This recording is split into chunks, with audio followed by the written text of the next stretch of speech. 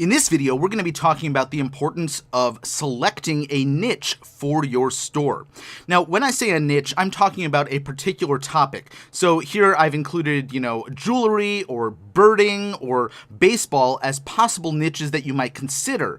But it's important that you focus on a narrow subset of the overall potential audience that you have out there so that you can identify products that are going to work within that niche and also be able to market to a specific audience around that subject matter. So why is it important to identify a specific niche?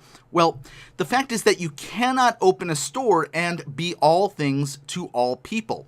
If you have a generic store, it's going to be a lot more difficult to market to an audience.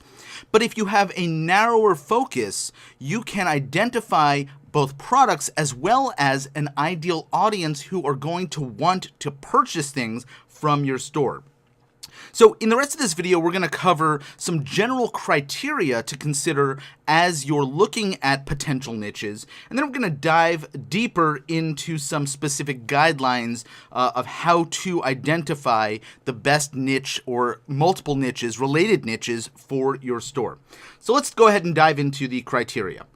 So the very first thing that you want to find is a niche that's going to have a passionate audience, an audience that really cares passionately about a subject matter. Because if you think about it, if you're trying to build a store and you fill it with products that people are kind of just blasé or ho-hum about, they're not really that enthusiastic, they may or may not buy depending on whether it's something they really need, that's not going to be a great niche. But if you are going to focus on a passionate niche, and we'll go over some of those types of niches in a few minutes, you're going to have a far more effective time selling the products in your store. Why? Because this is an audience that is going to be buying based on emotion. They're going to be basing their purchase on impulse. And that is really the type of store that is going to find the most success. Next bit of criteria is the importance of finding a niche that others have already proven can be successful. Why do you want to do this? Well, the last thing you want to do is try to be a trailblazer. Try to go into a brand new industry or a brand new idea that you think is going to be great, but nobody else has proven it yet, which means that the onus is on you to go ahead and prove it, and you don't know if it's going to succeed or if it's going to fail. Whereas if you went into a niche that has already been proven successful, you're going to have a far greater opportunity to succeed yourself. So a lot of people ask me, but if it's already successful with other people, isn't it just a little bit too much competition out there? And am I going to succeed? Well, the fact is that we have seen this model over and over again. Think of things like burger restaurants, right? Fast food burger restaurants or quick service burger restaurants are everywhere, and there are new concepts coming online all the time. Or sandwich shops, right?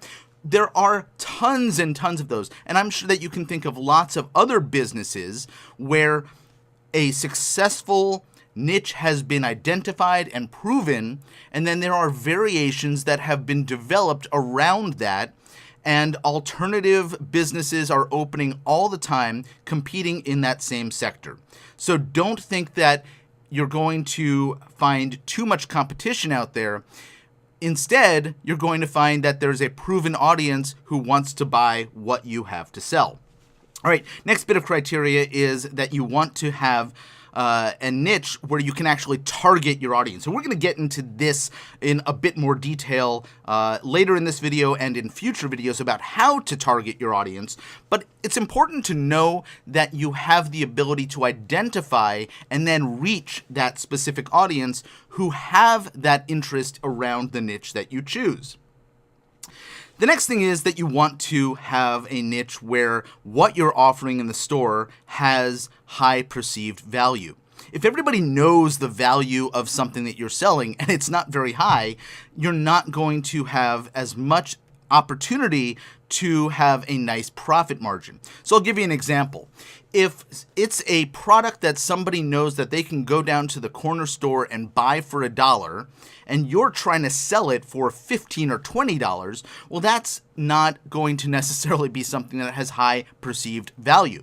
However, if you're selling something like flowers or plants or jewelry or something, nobody knows exactly what the value of those things are. And for some people, the value is going to be greater than others.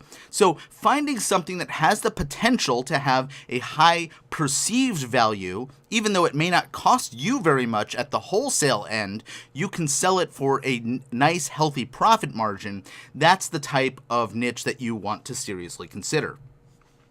You also want to have something that's going to be harder to find that you're selling. So again, thinking about how easily somebody can leave their house and go down to the corner store or to, their local Walmart or Target or something like that. And if this is a product that they can easily find in those places, it's probably not the type of products that you're going to be wanting to carry in your store.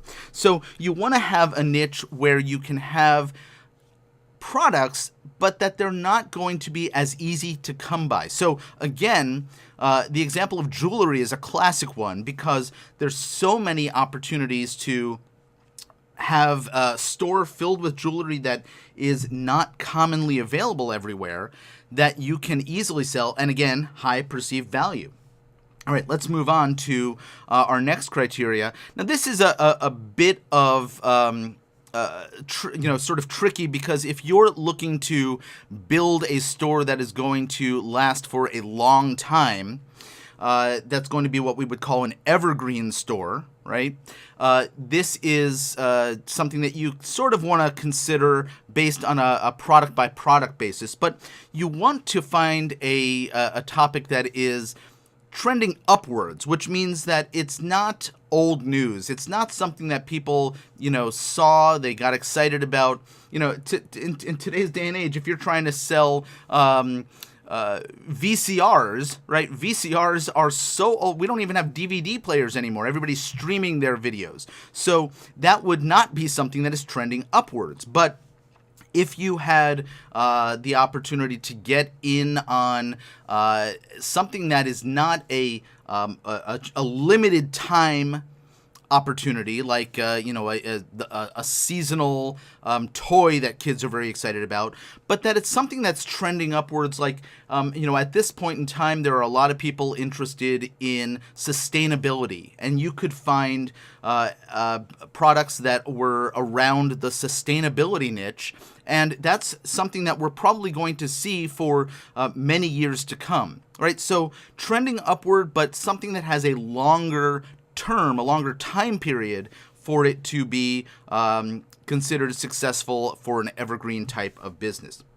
Okay, now I want to point out something really, really important that we rarely hear covered in courses like this. And it's the importance of knowing that you're not going to know the answer unless you actually test. So even though I'm going to give you several, resources and guidelines here, I don't know if what you choose is going to be successful, and I can't imagine you're going to know that either unless you try things out. And you're going to see that some things are going to be successful, some things are going to fail. But as long as you are tracking your results and watching what works and watching what doesn't, you'll have the opportunity to scale up the things that do work and turn off and stop doing the things that don't work. But this is an important and necessary part of running a business, and any sort of marketing really needs to be considered, a testing process needs to be considered as you are building out a business and marketing to an audience. So please remember the importance of testing. Start things small, test them out, learn from those tests, and then scale as you move forward.